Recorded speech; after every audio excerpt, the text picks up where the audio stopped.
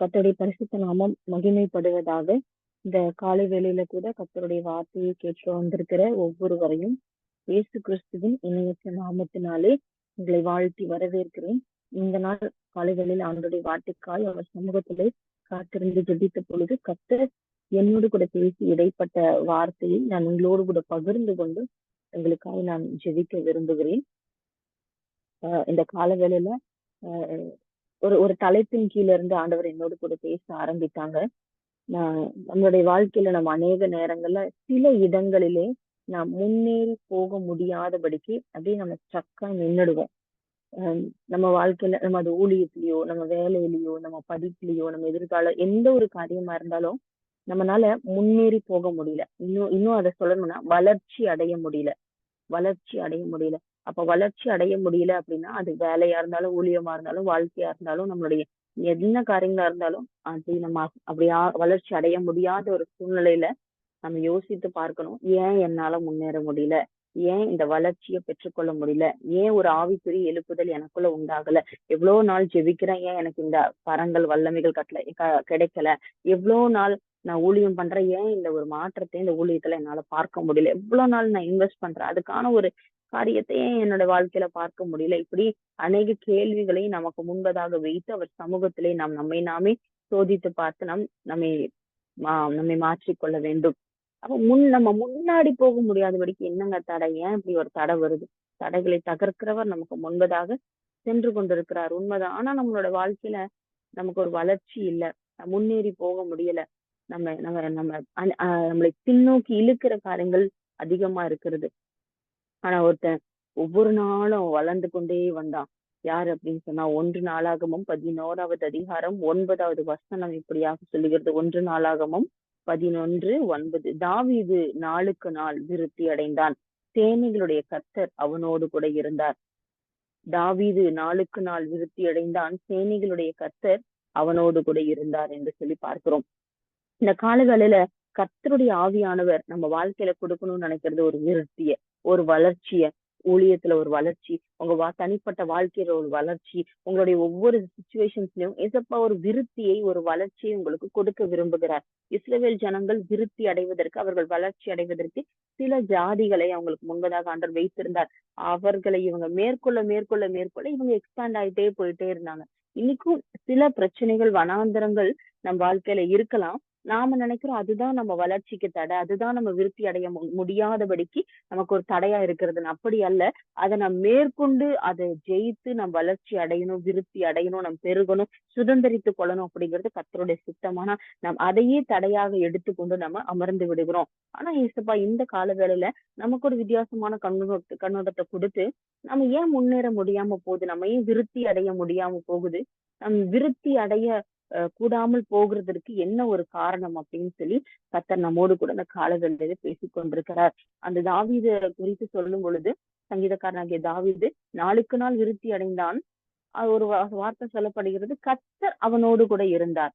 கர்த்தர், சேனைகளின் கர்த்தர் அவனோடு கூட இருந்தார். அப்போ ஒரு மனிதன் வளர்ச்சி அடைகிறதற்கு, விருத்தி அடைகிறதற்கு அவன் எதைத்தான் காரணமா சொல்லணும்னா, என் கூட கர்த்தர் இருக்கிறார், நான் எழும்புகிறேன். ஏன்னா கர்த்தர் இருக்கிறார், நான் வளர்ச்சி அடைகிறேன். இந்த இந்த பிசினஸ்ல கர்த்தர் இருந்தா அந்த பிசினஸ் விருத்தி அடையும், வளர்ச்சி அடையும். உங்க கூட கர்த்தர் இருந்தா உங்க வாழ்க்கை விருத்தி அடையும். உங்க ஆவிக்குரிய வாழ்க்கையில கர்த்தர் இருந்தா, உங்க வசன வாசிக்கிறதுல கர்த்தர் இருந்தா, எல்லாத்துலயும் கர்த்தர் வந்து எழுப்புதல, விருத்திய, ஒரு பிளஸ்ஸிங்க ஏசப்பா கொடுக்க முடியும். வளர்ச்சி, விருத்தி, முன்னேறி போகுதல். ஆனா இன்னைக்கு நம்ம ஏதோ ஒரு இடத்துல ஸ்ட்ரக் ஆகி நிக்கிறோம்னா அதுக்கு என்ன காரணம்? முதலாவது நீங்க பாத்தீங்கன்னா யோசுவால 18வது அதிகாரம் 3வது வசனம் இப்படியாக சொல்லுகிறது. ஆகையால் யோசுவா இஸ்ரவேல் புத்திரரை நோக்கி, உங்கள் பிதாக்களின் தேவனாகிய கர்த்தர் உங்களுக்கு கொடுத்த தேசத்தை சுதந்திரித்துக் கொள்ள போகிறதற்கு நீங்கள் எந்த மட்டும் வசதியா இருப்பீர்கள் என்று யோசுவா 18:3 சொல்லப்படுகிறது. தேசம் முழுவதும் அவங்களுக்கு என்ன ஆயிட்டு, சொந்தமாகிட்டு. ஆனாலும் இன்னும் ஒரு அந்த சுதந்திரத்தை இன்னும் பங்கிட்டு கொள்ளாத ஒரு 7 கோத்திரங்கள் இருந்தது. அதை வச்சுதான் அங்க வந்து அந்த வார்த்தையை வந்து யோசுவா இஸ்ரவேல் புத்திரரை நோக்கி கேட்கிறாரு. என்னன்னா, உங்கள் பிதாக்களின் தேவனாகிய கர்த்தர் உங்களுக்கு கொடுத்து அந்த தேசத்தை நீங்க இன்னும் அதை ஓன் பண்ணிக்கிறதுக்கு, சுதந்திரித்து போகிறதற்கு நீங்க எந்த மட்டும் அசதியா இருப்பீங்க? அப்ப நம்ம விருத்தி அடைய முடியாதபடிக்கு முதல்ல ஒரு காரியம் என்ன அப்படின்னா, நம் அசதியா இருப்பது. நம்ம ரீசன் சொல்றது, நம்ம அசதியா இருப்பது, தடைகளை இதனால என்னால எழும்ப முடியல, அதனால என்னால வளர்ச்சி அடைய முடியல, இதனால அப்படின்னு சொல்லி நம்மளுடைய காரியங்களை, நம்மளுடைய வியாதியை, நம் பலவீனத்தை, நம் சூழ்நிலைகளை, நம் பிரச்சனைகளை, ஏதாவது ஒரு காரியத்தை காண்பித்து நம்ம காரணம் சொல்லி நம்ம அத அசட்டை பண்ணுவது. 2வது அசதியா இருப்பது. அத எப்ப வேணாலும் பாத்துக்கலாம், எப்ப வேணாலும் சுதந்திரிக்கலாம், ஆண்டவர் இருக்கிறாரு, ஏதாவது ஒண்ணு செய்வார் அப்படின்னு சொல்லி இதுவரைக்கும் அவர் நடத்தினாரு, இனிமேல் அவர் நடத்துவார் அப்படின்னு சொல்லி இருக்கிறது வேற. ஆனா அசதியா இருக்கிறது அப்படின்றது வேற. ஏசாவுக்கு புத்திர சுவிகாரத்தை கர்த்தர் குடுத்திருந்தார். ஆனா அத குறித்து அவன் அசதியா இருந்தபடினால, இது என்னத்துக்கு? நான் இத வச்சு என்ன சாப்பிடவா போறேன்? இத வச்சு என்ன பண்றது? எனக்கு கூடக்கூடியத நீயே வச்சுக்கோ அப்படின்னு அத உதாசீனப்படுத்தினதுனால, அவன் அவன் அதுக்காக அவன் பிரயாசப்படாதனால, அதோட பலன் அவனால என்ன செய்ய முடியல? புசிக்க முடியல. அவனால ஒரு விருத்தி அடைய முடியல. அவன் அப்பாட்ட கேட்கிறான், எல்லா ஆசீர்வாதத்தையும் அவனுக்கு குடுத்துட்டீங்களா? ஏன்னா அவன் அழ வேண்டிய நேரத்துல அழுகாதபடியினால, பெற்றுக்கொள்ள வேண்டியதுல அழும்படி நேர்ந்தது.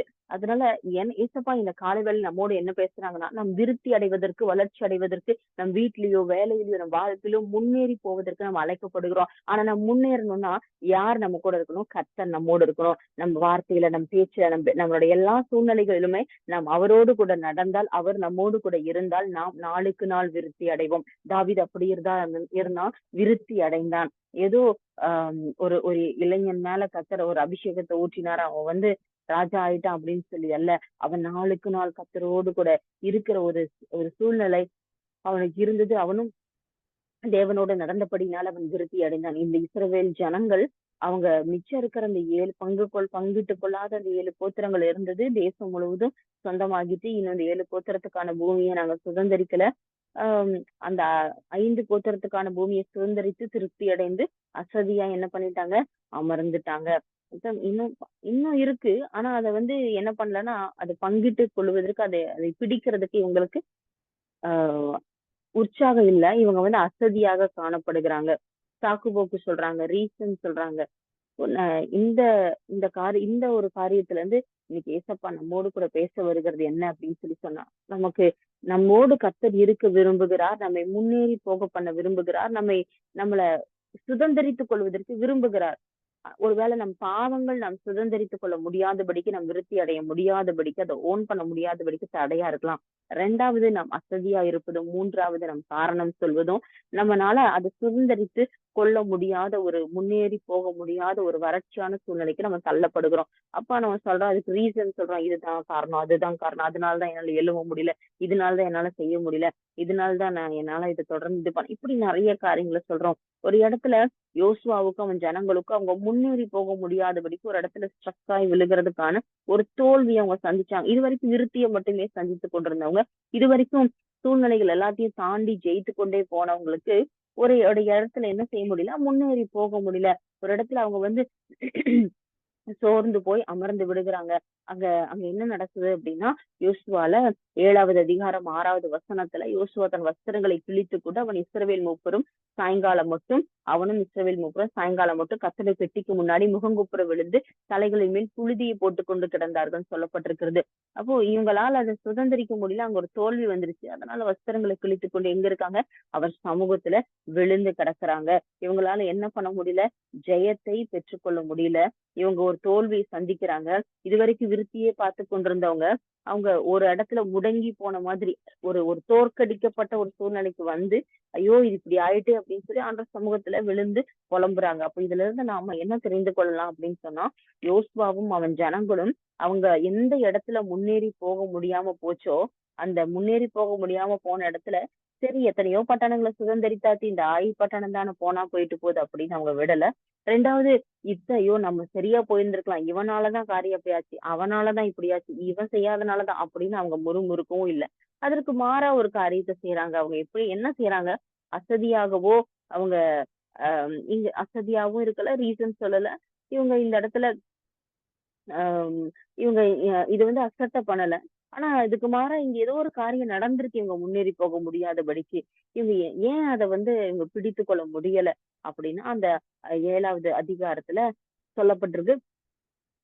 11வது வசனம், இஸ்ரவேலர்கள் பாவம் செய்தார்கள். யோசுவா முகங்குப்புற விழுந்து கிடக்கும் பொழுது ஆண்டவர் கேட்கிறாரு, நீ நீ இஸ்ரவேலர்கள் பாவம் செய்தாங்க, அவங்க கட்டளையை மீறினாங்க, அவங்க அது நான் எடுக்க வேண்டாம்னு சொன்ன பங்கை எடுத்து வஞ்சித்து வைத்ததும் பண்டம்பாடிகளுக்குள்ள வைத்ததும் உண்டு. அவங்க இப்படி சாபத்தீடானதை கை வைத்தபடினால நீங்கள் சாபத்தீடானதை உங்களை நடுவிலிருந்து நிக்கிரகம் பண்ணாவிட்டால் இனி உங்களோடு இரேன். நீங்கள் விருத்தி அடைய முடியாது, நீங்கள் சுதந்திரிக்க முடியாது, நீங்க ஜெயிக்க முடியாது, நீங்க நீங்க முன்னேறி போக முடியாம இருக்கிறதுக்கு இதுதான் காரணம். நீ வஸ்திரத்தை கிழித்தி கொண்டு நீ இந்த சாம்பல்ல உட்கார்ந்து இருக்கிற.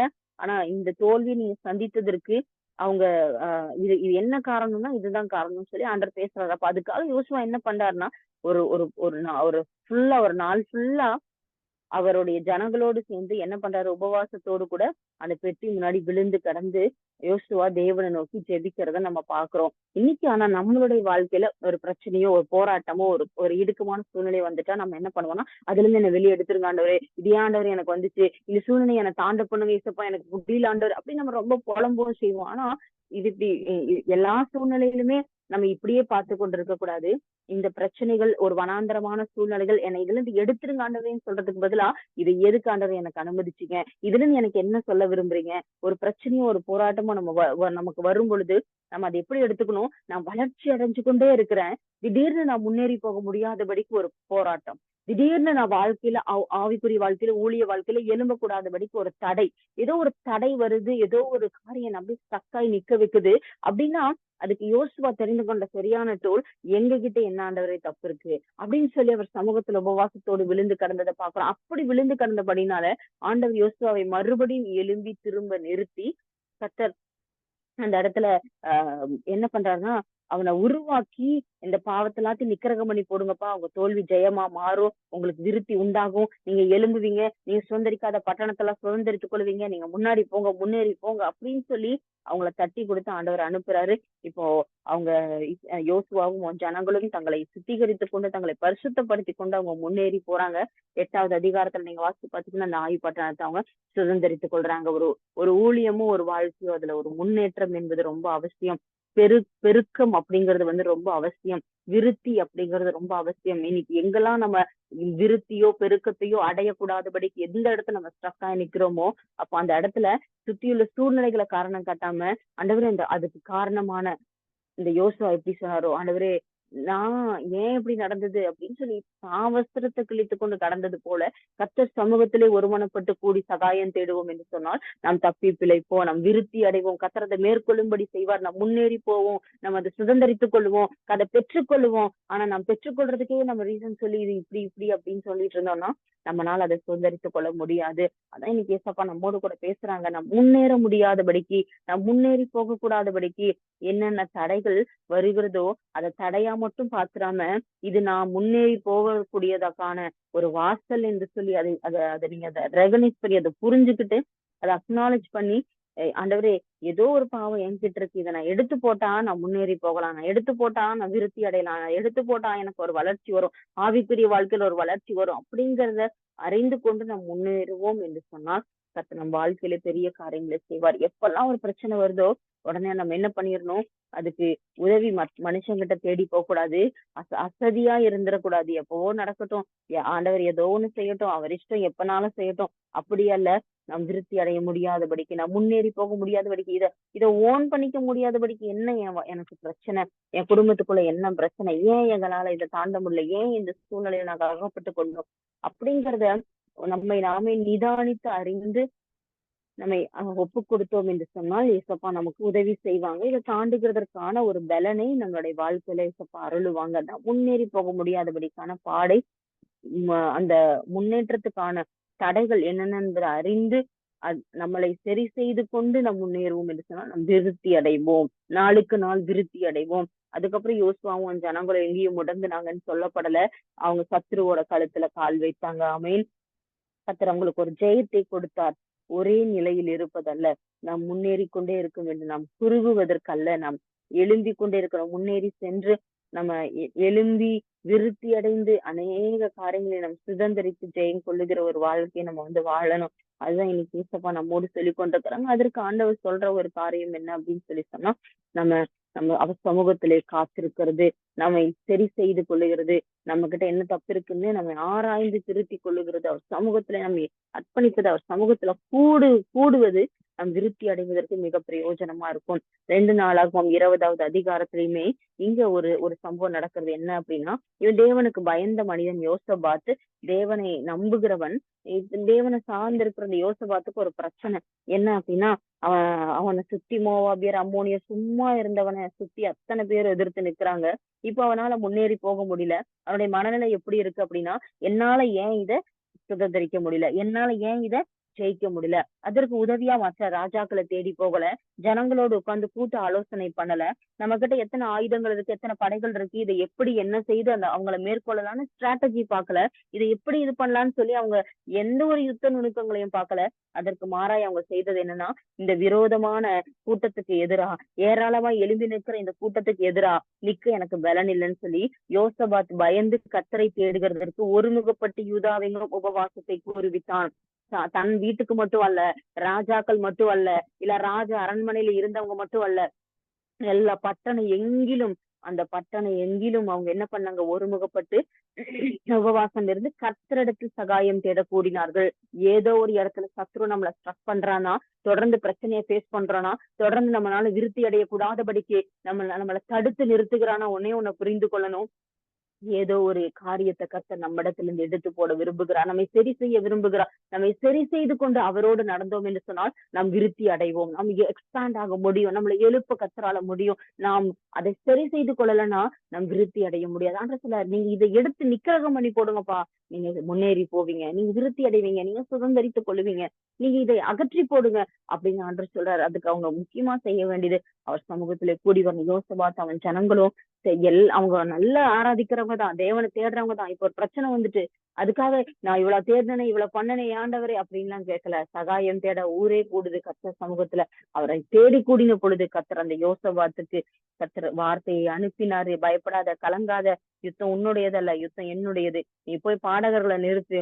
ஆண்டவரே ஏசப்பா, முன்னாடி யுத்தத்துல இத்தனை இத்தனை பேர் என்கிட்ட இந்த குதிரைப்படம் நல்லா சண்டை போடுவாங்கப்பா, இந்த யானை படையில நல்லா சண்டை போடுவாங்க, இவங்களுக்கெல்லாம் நல்ல வில்வித்தை தெரியும், இவங்கெல்லாம் நல்ல பட்டயத்துல நல்ல சண்டை செம்மையா போடுவாங்க ஏசப்பா, அதனால இவங்களெல்லாம் முன்னாடி நிறுத்திடலாம், இவங்களை இப்படி வச்சு நம்ம யுத்தம் பண்ணிடலாம், இப்படி எல்லாம் யோசபாத் பேசலாம். அவர் என்ன சொன்னாரோ அதுக்கு அப்படியே கீழ்ப்படிந்து முன்னேறி போகணும்னு நினைக்கிறவங்க ஆண்டவருக்கு ஐடியா சொல்ல மாட்டாங்க. அவருடைய வார்த்தையை கீழ்ப்படிந்து அவர் சொல்றதை கேட்டு முன்னேறி போவாங்க. தீர்க்கதரிசியை நம்புங்கள் நிலைப்படுவீர்கள், கர்த்தரை நம்புங்கள் நிலைப்படுவீர்கள், அந்த வார்த்தையை நம்புங்கள் அப்படின்னு சொல்லி அவங்க சொல்றாங்க. அந்த வார்த்தையை அப்படியே நம்பி பாடகர்களை முன்னாடி நிறுத்தி கர்த்தரை துதித்து பாட தொடங்கின பொழுதோ அங்க ஆண்டவர் பெராக்காவிலே கூடி துதிக்கும்படி செய்தார். அந்த அந்த மனிதர்கள் எல்லாம் இவங்களுக்கு எதிராய் வந்த எல்லா காரியங்களும் செத்து விழுந்து கிடக்கிற பிரேதங்களாக விழுந்து கிடக்கிறத நம்ம பார்க்கிறோம்.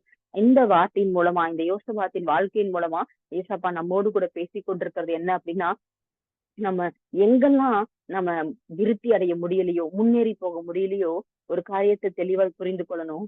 அப்பொழுது நம்ம அவர் சமூகத்திலே தரித்து நிற்கணும், வேற எங்கேயும் நிற்க வேண்டாம். அவர் சமூகத்துல தரித்து நின்னுட்டோம்னா யுத்த காலத்திலயும் கர்த்தர் தரித்து நின்று ஜெயம் எடுக்க வைப்பாரு. நம்ம அவர் சமூகத்துல தரித்து நின்னுட்டோம்னா எந்த ஆயுப்பட்டணமா இருந்தாலும் அவங்களுக்கு முன்னாடி ஒரு ஜெயத்தை கர்த்தர் நமக்கு கொடுப்பாரு. இன்னைக்கு ஒருவேளை உங்க வாழ்க்கையில ஜெயம் இல்லையா, உங்க ஊழியத்துல ஜெயம் இல்லையா, உங்களுடைய தனிப்பட்ட வாழ்க்கையில ஏதோ ஒரு இடத்துல நீங்கள் விருத்தியை சந்திக்க முடியாதபடிக்கு ஒரு முடங்கி போன சூழ்நிலையில என்னால முன்னேற முடியலன்னு சொல்லி நம்ம சுத்தி நம்ம வாழ்க்கையில நடக்கிற காரியங்களை ரீசனா காமிச்சிட்டு உட்கார்ந்துட்டு இருக்கிறோமா, இன்னைக்கு ஏசப்பா நம்மோடு கூட பேசி கொண்டிருக்கிறாங்க. நீங்க எந்த மட்டும் இதை சுதந்திரிக்க அசதியா இருப்பீங்க, எந்த மட்டும் ரீசன் சொல்லுவீங்க, எந்த மட்டும் இது நீங்க தான் காரணம்ன்றதை அறிந்து கொள்ளாதபடிக்கு தரித்து நிற்காத ஒரு இடத்துக்குள்ள நீங்க இருப்பீங்க. என் சமூகத்துக்கு நீங்க தரித்து நின்னீங்கன்னா, உங்களை நீங்க ஆயத்தம் பண்ணி கொண்டீங்கன்னா, இதோ நாளுக்கு நாள் விருத்தி, நாளுக்கு நாள் விருத்தி.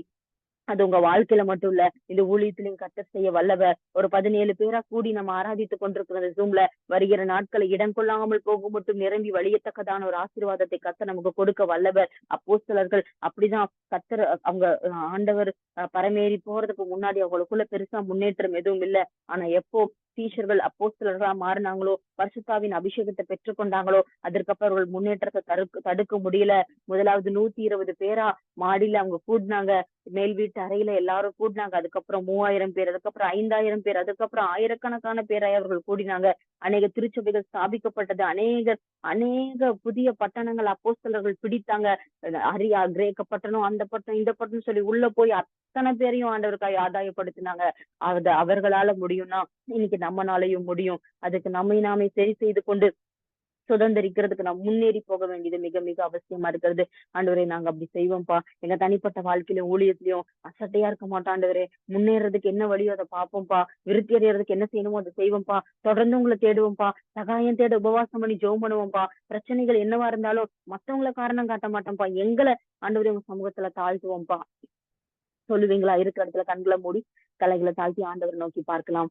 எங்களை அதிகமா நேசிக்கிற எங்கள் அன்பின் ஆண்டவரே, நீர் கொடுத்த இந்த நல்ல காலை வேலைக்காய் நன்றி. நீர் என்னிடத்துல என்ன சொன்னீங்களோ அதை நான் சொல்லியிருக்கிறேன்ப்பா.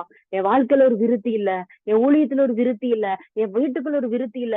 எவ்வளவு ஜெபம் பண்ற, எவ்வளவு உத்தரவாதம் எடுக்கிறேன், ஆனா அதுக்கான ஒரு காரியத்தை என்னால பார்க்க முடியல. தொடர்ந்து வியாதி, தொடர்ந்து பலவீனம், தொடர்ந்து பிரச்சனைகள் எங்களை மேற்கொண்டு கொண்டே இருக்கிறதுன்னு கவலையோடு வேதனையோடு இந்த வார்த்தை கேட்டுக்கொண்டிருக்கிற ஒவ்வொருவரோட வாழ்க்கையில இயேசுவே இந்த காலவேளை நீர் கடந்து செல்வீராக. அவங்க விருத்தி அடைய கூடாதபடிக்கு, அவர்களுக்கு சுகம் கிடைக்க கூடாதபடிக்கு, அவர்களுக்கு விடுதலை கிடைக்க கூடாதபடிக்கு, அவர்கள் நன்மையை பெற்றுக்கொள்ள முடியாதபடிக்கு, அவர்களுக்கு நீ வைத்திருக்கிற ஆசீர்வாதத்தை அவர்கள் சுதந்திரித்துக் கொள்ள முடியாதபடிக்கு ஏன் தடைகள் வருது, ஏன் பிரச்சனைகள் வருது, அதை தாண்டி அதை எப்படி சுதந்திரித்துக் கொள்ளுகிறது, எங்க கிட்ட என்ன பிரச்சனை இருக்கு, அதை எப்படி நான் சரி செய்து கொண்டு அதை சுதந்திரித்துக் கொள்ளுகிறது என்று இந்த நாள் எங்களுக்கு சொல்லிக் கொடுத்தீங்கப்பா. யோசுவா தன் ஜனங்களோடு தேவன் சமூகத்துக்கு முன்பதாக அமர்ந்து தன்னை சரி செய்து கொண்டபடினால அவங்க ஆயி பட்டணத்தை சுதந்திரித்தாங்க. யோசபாத் அவன் ஜனங்களும் தேவ சமூகத்துல காத்திருந்தபடினால அப்பா அவர்களுக்கு முன்பதாக எழும்பியிருந்த எல்லா கூட்டத்தாரும் செத்த பிரேதங்களாக விழுந்து கிடந்தாங்க. இன்னைக்கு எங்களுக்கு முன்பதாக இருக்கிற சூழ்நிலைகள் எல்லாம் அதமாக்கப்படணும். எங்களுக்கு ஒரு விருத்தி வேணும். இந்த ஊழியத்துல ஒரு விருத்தி வேணும். அப்போஸ்தலர்கள் நாட்கள் நடந்தது போல ஒரு எழுப்புதல் வேணும் ஆண்டவரே.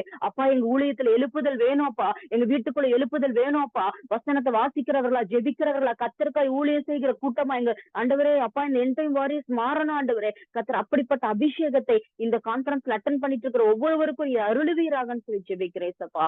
ஒவ்வொருவரையும் உயிர்ப்பித்து அவங்க வேலை செய்யற இடத்துல இருக்கிற இடத்துல கத்தருக்கு சாட்சியாய் நிறுத்துவீராக. உமக்கு மாத்திர மகிமையை செலுத்தி தரை மட்டும் தாழ்த்துகிறோம். இந்த வார்த்தையின் விளைவை காணும்படி செய்யுங்கப்பா. இயேசு கிறிஸ்துவின் நாமத்தில் ஜெபிக்கிறோம் நல்ல பிதாவே, ஆமேன். என் ஆத்துமாவே கத்தரை ஸ்தோத்திரி, என் முழு உள்ளமே பரிசுத்த நாமத்தை ஸ்தோத்திரி. என் ஆத்துமாவே கத்தரை ஸ்தோத்திரி. கர்த்தர் செய்த சகல உபகாரங்களையும் இன்றைக்கும் மறவாதே. ஆமேன். God bless you.